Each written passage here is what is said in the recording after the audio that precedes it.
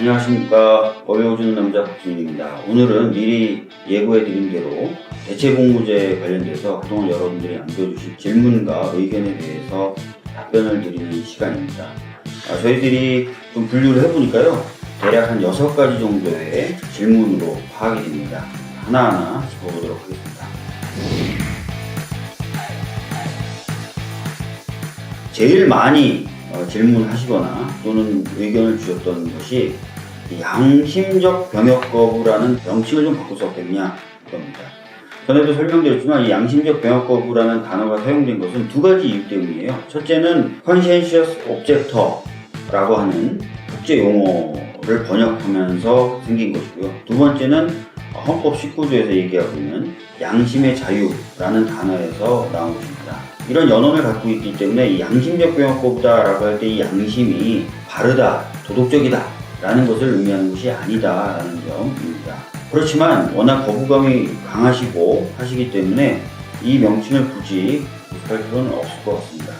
일례로 2009년도에 국방부에서는 양심적 병역 거부, 종교적 병역 거부 이런 용어를 쓰지 않고 집총 및 입영 거부자로 통일해 보겠다라는 의견을 낸 바도 있습니다.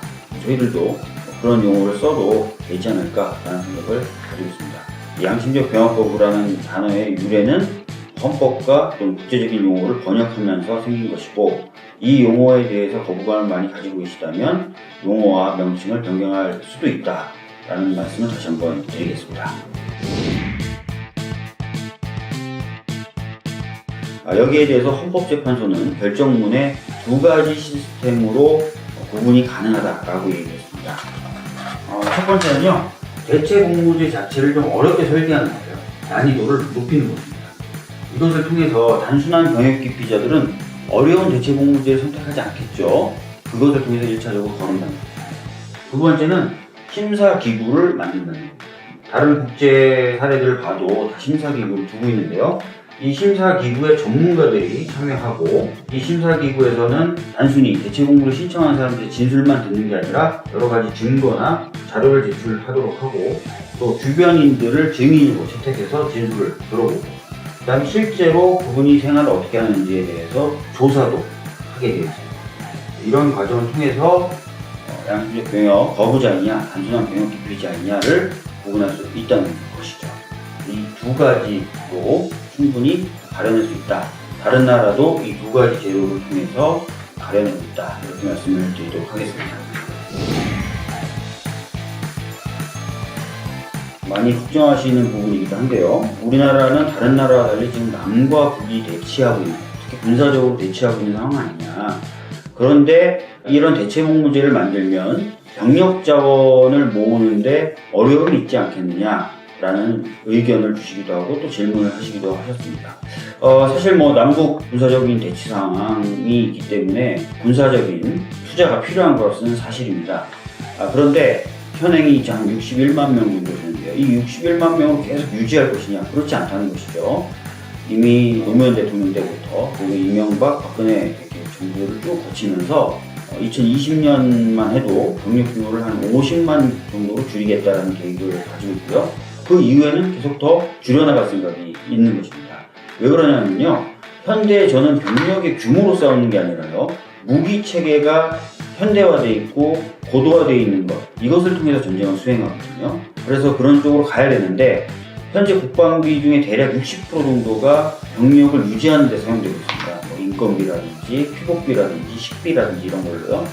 사실 그래서 병력을 좀 줄이고 거기 들어갈 돈을 조금 돌려서 무기를 현대화하고 고도화해야 된다는 얘기는 계속 나왔고, 바로 그런 방향으로 우리 군이 재편돼 나갈 것이라는 것이죠. 그렇기 때문에 병력 규모가 조금 줄어들 수 있다, 그런 우려는 군 개혁 방향에 비춰봤을 때는 큰 우려는 아니다 라는 말씀을 드리도록 하겠습니다.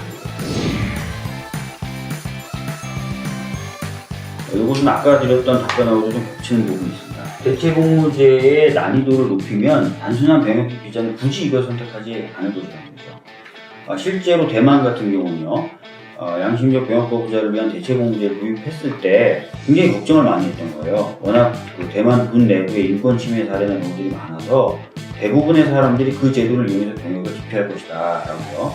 그래서 쿼터제를 뒀어요. 시행된 지 지금 한 7, 8년 됐는데요. 단 한 번도 그 쿼터를 채운 적이 없던 거죠.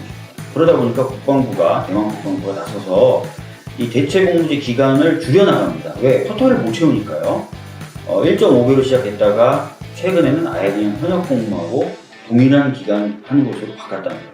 그래도 쿼터를 전혀 못 채우고 있는 상황이다라는 것입니다. 그래서 난이도가 좀 높아지면 그런 부분에 있어서는 충분히 커버가 될 것이다라는 생각이 듭니다.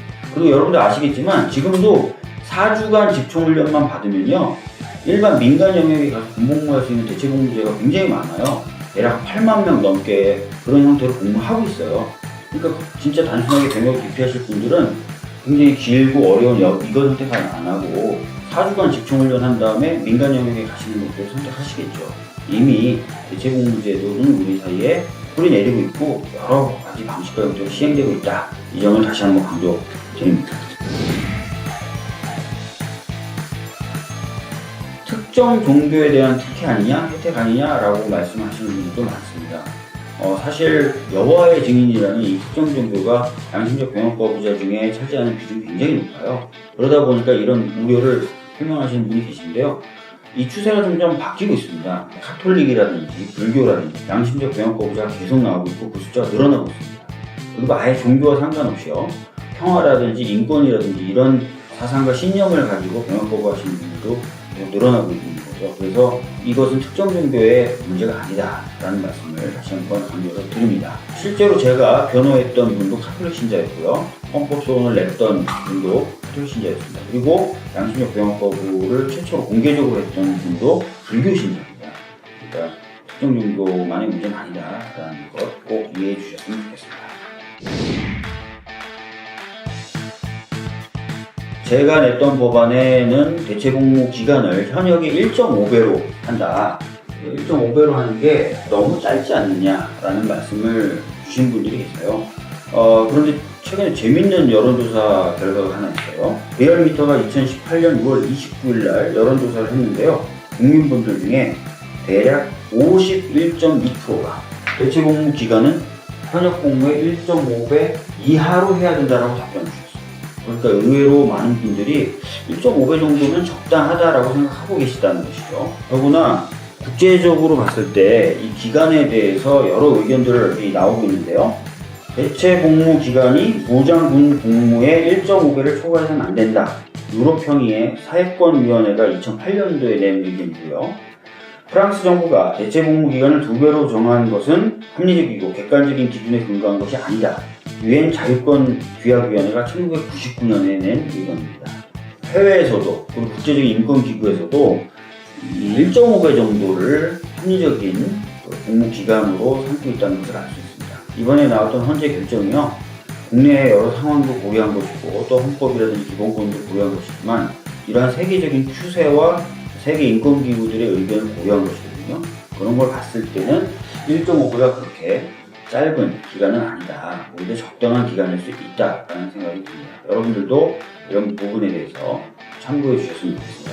이상으로 총 6가지 질문에 대해서 짤막짤막하게 답변을 드렸습니다. 분명 제 설명으로도 충분히 해소 안 되는 부분들도 있을 것입니다.